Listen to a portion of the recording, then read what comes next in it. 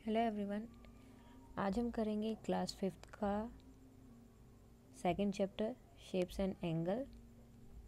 उसका रिवीजन करेंगे और ऑल जो है उसका हम व्यूज़ देखेंगे कि उसके अंदर क्या क्या चीज़ें हैं, कौन से इंपॉर्टेंट क्वेश्चन जो हैं आपके बन सकते हैं। तो ये सब चीज़ें जो है हम आपके इस चैप्टर में देखेंगे। सो शुरू करते हैं। फर्स्ट जो है आपकी सबसे इम्पोर्टेंट चीज़ है वो है इसमें क्लोज्ड एंड ओपन शेप। सो क्लोज्ड और ओपन शेप में क्या डिफरेंस है? जैसे नाम से ही पता चल रहा है, क्लोज का मतलब जो बंद है और ओपन ओपन का मतलब जो खुली है। बंद और खुली कैसे, ये देखो, एक ये शेप बनाई है मैंने और एक मैंने ये शेप बनाई है। ठीक है, ये दो शेप जो है हमने यहाँ पर ड्रॉ की। और जो फर्स्ट वाली जो शेप मैंने बनाई है, ये जो है चारों तरफ से बंद है। इसमें आपको कहीं से भी, मतलब अगर आप ये सोचे कि इस शेप के अंदर हम जा सकते, तो कहीं से भी हम अंदर नहीं जा सकते, क्योंकि ये जो है पूरी तरह से बंद है। और ये वाली जो शेप है, इसमें जो है स्पेस दिया हुआ है, ये जो है बंद नहीं है। अगर हमें अंदर की तरफ जाना तो हम ऐसे अंदर जा सकते हैं। सो जो पूरी तरह से बंद होती हैं उसे हम क्लोज शेप बोलते हैं, और जो पूरी बंद नहीं होती उन्हें हम ओपन शेप बोलते हैं।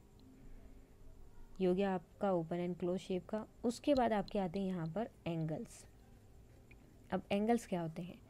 जब भी आपकी दो लाइंस, ठीक है, कोई भी दो लाइन वो हो सकती हैं। अब जैसे ये दो लाइन है, ठीक है, ये दो लाइन और ये दो लाइन, ठीक है, दोनों में जो आपकी टू लाइंस हैं। लेकिन फ़र्क क्या है? ये दो लाइन कहीं पर भी एक दूसरे को मीट नहीं कर रही, कहीं पर भी ज्वाइन एक दूसरे को नहीं कर रही हैं, तो ये क्या है, आपके एंगल नहीं बनाएंगे। और ये दोनों लाइन क्या है, एक पॉइंट पर, इस पॉइंट पे जो है क्या कर रही हैं, ज्वाइन कर रही हैं, तो ये पॉइंट क्या होगा, आपका एंगल। ठीक है, मतलब जब भी कोई भी दो लाइन आपस में किसी पॉइंट पर ज्वाइन करती हैं, तो वो पॉइंट आपका क्या बन जाता है, एंगल बन जाता है। जैसे ये क्या हो गया, आपका एंगल हो गया। अब एंगल कितने टाइप्स के होते हैं? एंगल के भी जो है हम यहाँ पर अभी 4 टाइप्स करेंगे एंगल के। सबसे इम्पोर्टेंट होता है आपका राइट एंगल। अब राइट एंगल कितना होता है? राइट एंगल होता है आपका 90 डिग्री का। ठीक है, उसके बाद में राइट एंगल से रिलेटेड ही आपके दो एंगल और रहेंगे। एक होता है आपका अक्यूट एंगल और दूसरा होता है आपका ऑब्ट्यूज एंगल। अब ये जो है इससे रिलेटेड कैसे, देखो, ये हमारा है राइट एंगल, ठीक है, बिल्कुल सीधा एल की शेप में होता है आपका राइट एंगल, और इसकी डिग्री कितनी होती है, 90 डिग्री का ये होता है। अगर इसको मेजर बोला जाए कि राइट एंगल का मतलब कितने डिग्री का होता है, ठीक है, एंगल्स को मेजर किस में किया जाता है? सबसे पहले तो एंगल्स को मेजर किया जाता है डिग्री में। ठीक है, सो राइट एंगल जो है कितने डिग्री का होता है? 90 डिग्री का। ये जो मैं ऊपर डॉट लगा रही हूँ, जो सर्कल बना रही हूँ, वो होता है आपका डिग्री। उसके बाद अक्यूट एंगल। अब जैसे जैसे देखो, अगर ये सीधा खड़ा है तो राइट हो गया, राइट एंगल हो गया आपका। अब जैसे जैसे ये नीचे की तरफ फोल्ड कर रहा है, ऐसे नीचे की तरफ आता जा रहा है, ठीक है, तो ये आपका हो जाता है अक्यूट एंगल, यानी कि लेस देन 90 डिग्री। जब भी ये लेस देन 90 होगा तो क्या बनाएगा आपका अक्यूट एंगल, यानी कि 0 डिग्री से लेकर अगर ये 89 डिग्री तक रहता है, ठीक है, 0 से 89 डिग्री तक, यानी कि 1 2 3 4 5 लाइक दिस, 89 तक जाता है तो वो आपका अक्यूट एंगल बनाएगा। अब 0 कैसे होगा? जैसे एक लाइन ये थी, अब ये हमारा राइट एंगल था, अब इसमें 0 कैसे होगा? जैसे ये लाइन आपकी है और इसी के ऊपर आपकी जो सेकंड लाइन है वो भी बिल्कुल इसी के ऊपर है, तो कौन सा एंगल होगा? 0 डिग्री का। फिर उससे ऐसे ऊपर ऊपर जाते जाएंगे तो एंगल का जो है साइज़ जो है बढ़ता जाएगा, उनका जो मेजरमेंट जो है वो बढ़ता जाएगा।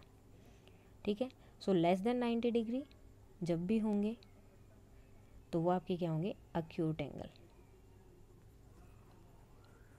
उसके बाद में हमारा जो है ऑब्ट्यूज एंगल। ऑब्ट्यूज एंगल क्या होगा?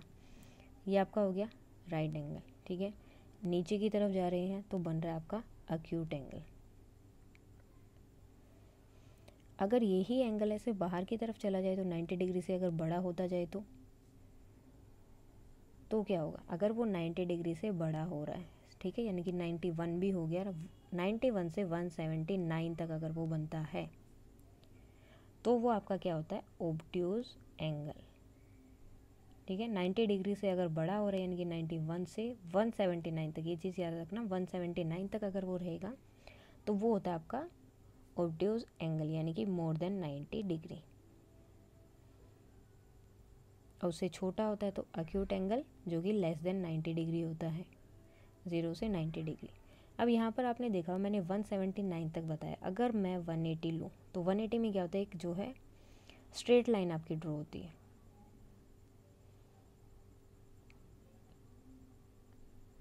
Straight line.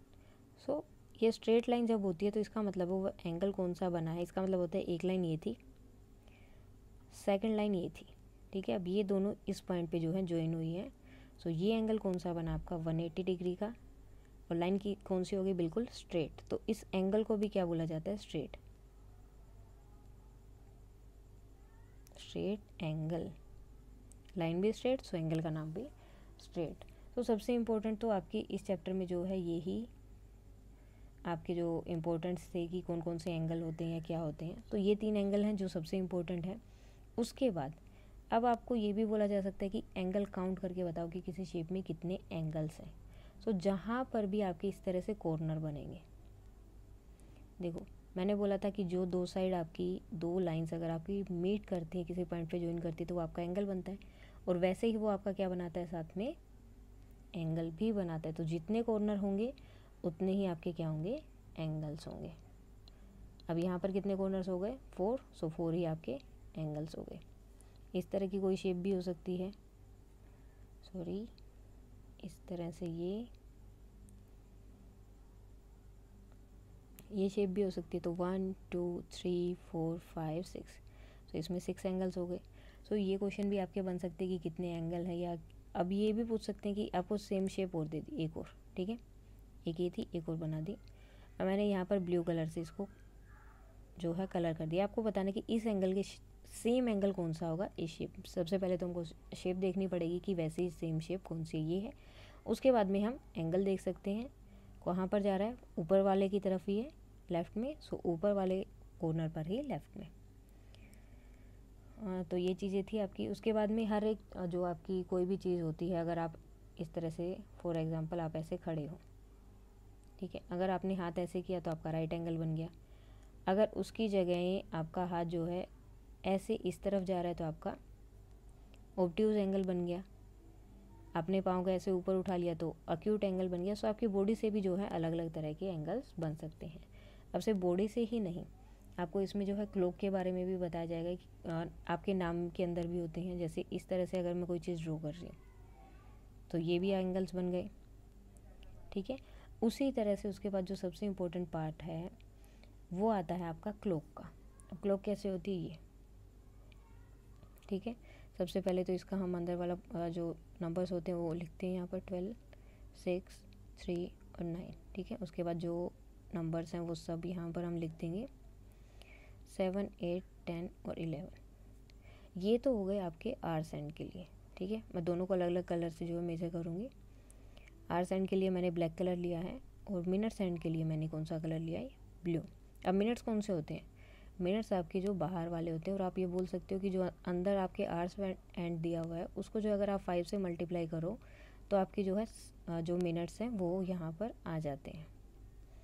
20, 25, 30, 35, 40, 45, 50, 55, और जैसे वो 12 पे आता है तो वो फिर से 0 0 हो जाता है। सो आर्स एंड का क्या होता है, जो आपके अंदर वाले पॉइंट हैं वो आपको एज इट इज़ काउंट करने। अब आर्स में ये कहाँ पर है, 7 में, सो 7 हो गया। अब मिनट्स कहाँ पर है, 4 पे, तो हमें मिनट्स के लिए बाहर वाला देखना पड़ता है। सो कितना हो गया, 7:20, ये आपका टाइम हो गया यहाँ पर। अब क्या बोलते हैं इसमें, आप अक्यूट एंगल बताओ। क्या, पहली बात तो ये कि इसमें एंगल कौन सा बन रहा है। सो एंगल के लिए आपको हमेशा देखना पड़ेगा, जैसे मैंने आपको बताया था, अगर ऐसे सीधा है तो ये आपका राइट एंगल है, अगर इस तरह से जा रहा है तो अक्यूट एंगल हो गया, और ये बाहर की तरफ चला जाएगा तो ऑब्ट्यूज एंगल। सो ये दोनों जो है आपस में मिली होती है कहीं ना कहीं पर, तो ये आपका कौन सा एंगल बनेगा, अक्यूट एंगल। इसी तरह से इसमें और भी बहुत सारे क्वेश्चंस हैं। अब आपको बोल सकते हैं कि जो आपकी ये है वॉच है, इसके अंदर आप बनाओ आपका राइट एंगल। तो राइट एंगल जो है बहुत तरीके से बन सकता है यहाँ पर, ठीक है। राइट एंगल के लिए हमें क्या करना है, एल की शेप में इसको ड्रॉ करना होता है। तो मैं ऐसे बना सकती हूँ, एक यहाँ पर हो गया आपका मिनट्स एंड और आवर्स एंड यहाँ पर हो गया, ये भी राइट एंगल। या फिर अगर मैं इसको नीचे की तरफ बनाऊँ तो भी ये minutes and sorry right angle बन रहा है। एक 12 पर हो गया, एक 3 पर हो गया, तो भी आपका जो है ये राइट एंगल बना रहा है। सो इसी तरह से आपको जो इसमें क्वेश्चंस दिए जाएंगे कि आपको टाइम भी फाइंड आउट करना है कितना होगा, और एंगल भी आपको बताने हैं कितने होंगे। तो टाइम तो मैंने बता दिया कि आपको जो है 2 हैंड्स होते हैं, ठीक है, जो इम्पोर्टेंट है, एक आवर्स एंड और एक मिनट। तो आवर्स एंड क्या होता है आपका छोटा होता है, और मिनट एंड आपका जो है थोड़ा सा लंबा होता है, लॉन्गेस्ट होता है शॉर्ट हैंड से, सॉरी आर एंड से। सो आर एंड में क्या होता है आपको अंदर वाले नंबर्स काउंट करने हैं, ठीक है। अभी मैंने फिर से सेंड पे लगा दिया, मैं कोई और नंबर पे इसको जो है लगा दे रही हूँ, जैसे कि ये आपका हो गया 12 पे, ठीक है। सो टाइम कितना हुआ, आवर्स एंड वाला एज इट इज़ काउंट होगा 12, मिनट्स एंड वाले में आपको जो है बाहर वाले नंबर्स काउंट करने, तो यहाँ कितना हो गया 25। सो आपका टाइमिंग कितना है 12:25। उसके बाद में आपको एंगल फाइंड आउट करना है कितना है। तो अगर ये यहाँ पर होता तो आपका राइट एंगल होता, लेकिन ये तो वहाँ से बाहर की तरफ जा रहा है, तो कौन सा हो जाएगा, ऑब्ट्यूज एंगल।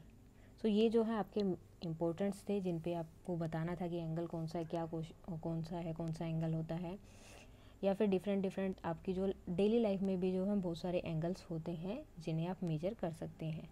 उसके बाद वही जो हमने लास्ट चैप्टर में किया था, जैसे हमें पता है राइट एंगल कितने डिग्री का होता है, 90 डिग्री का, जो मैंने ऑलरेडी बताया था। और एंगल को हम कैसे मेजर करते हैं, डिग्री से।